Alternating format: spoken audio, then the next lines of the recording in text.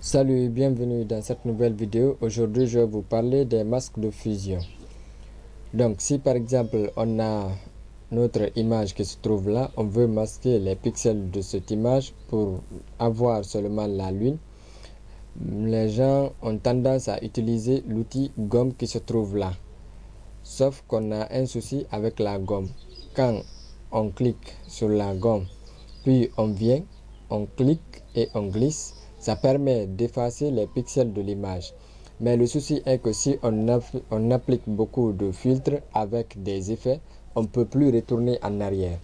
Et si on doit retourner en arrière, il faut annuler tous les filtres et les modifications qui ont été faites.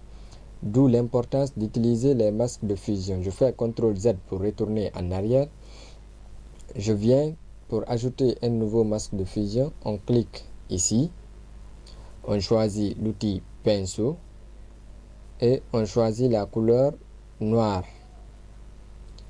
Donc, on choisit par exemple une brosse à bord net avec une dureté de 100%. Voilà. Là, quand je clique et je glisse, voilà, on a des traits qui sont trop nets et on efface les pixels de l'image. Mais supposons par exemple si je diminue l'opacité, par exemple 40%, là on efface les pixels de l'image mais avec moins d'efficacité. Donc si je retournais beaucoup plus en arrière aussi, on choisit par exemple une brosse à bord flou et on choisit une opacité, on laisse l'opacité de 40%. Là on remarque, on efface les pixels mais avec moins de dureté. Donc supposons par exemple je fais un retour en arrière, CTRL Z. Alors j'utilise par exemple, je supprime notre masque de fusion ici, supprimer.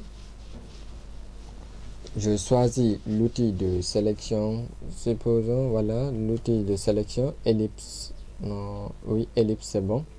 On vient, on clique et on glisse sur la lune. Voilà, là on a notre lune qui est encerclée. Si on a une sélection sur une image, dès qu'on clique sur le masque de fusion, il masque tout sauf la partie de la sélection. Donc, si on utilise l'outil de déplacement, là vous remarquez qu'il y a une chaîne entre les deux calques. Donc, quand je déplace l'image, il se déplace avec son masque. Mais si je clique sur la chaîne, voilà, on a la chaîne qui disparaît. Quand je déplace, là c'est le masque qui se déplace sans l'image. Et quand je choisis la partie de l'image, je clique et je glisse. Là, on a l'image qui se déplace sans le masque de fusion. Voilà, pour remettre la chaîne, il suffit juste de cliquer là-dessus. Voilà, si on veut par exemple effacer les bords ici avec un contour pas trop net, on utilise la broche avec moins de dureté et moins d'opacité. On clique et on glisse. Mais là, on choisit la couleur noire puisqu'on voit les parties masquées sont en noir sur notre masque de fusion. On vient, on clique sur le masque, on choisit la couleur noire et on dessine sur les bords. Là, on voit qu'on est en train d'effacer, mais avec du flou, pas du net 100%. Donc, je crois que tout est déjà dit sur les masques de fusion.